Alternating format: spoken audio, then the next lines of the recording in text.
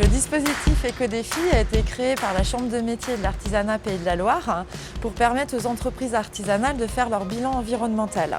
Donc on s'appuie sur un outil d'évaluation qui nous permet de passer en revue 7 thématiques: les déchets, les emballages, l'énergie, la partie transport, les consommations d'eau et le traitement de l'eau, les produits utilisés et la partie sociétale et durable de l'entreprise. L'aventure Éco-Défi a commencé avec des échanges que j'ai pu avoir avec Jérôme, qui est fleuriste et qui a une boutique juste à côté de la cave. Et on s'est rendu compte, avec des conversations interposées avec des clients, que lui recevait toutes les semaines de grandes quantités de frisures pour protéger les fleurs. Et moi, cette même frisure, je l'achetais à prix d'or pour remplir mes paniers garnis. Donc je me suis rendu compte que finalement un déchet à moins de 50 mètres de ma boutique pouvait finalement être une matière première toute trouvée pour les paniers garnis, notamment pour les coffrets d'entreprise de fin d'année. Les fleurs arrivent, elles sont stockées dans de la frisure de bois et j'en jetais plusieurs sacs par semaine. Et du coup, on a fait un échange de bons procédés, c'est-à-dire que toutes les semaines, je lui donne la frisure de bois pour qu'elle puisse l'utiliser et du coup, moi, ça me fait moins de déchets. Donc c'était une des premières choses qu'on a mis en place.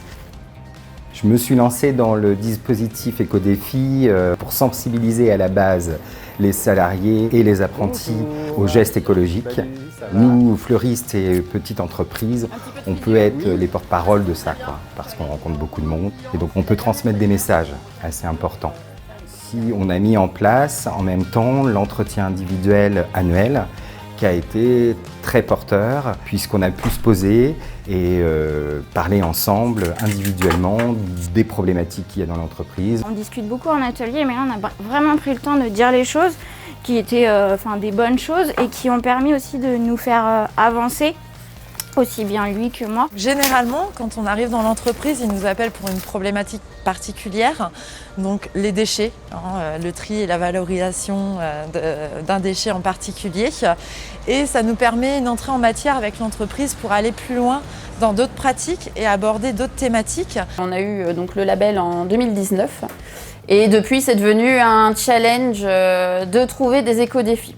Le prochain défi va être de surtout réduire les emballages et notamment l'emballage cellophane. Et du coup, ça réduit encore une fois les déchets. Éco-Défi permet aux entreprises artisanales, de maîtriser leurs coûts, notamment au niveau de l'énergie, de l'eau et de leurs déchets, qui n'est pas forcément une problématique prise en compte dans leur budget prévisionnel.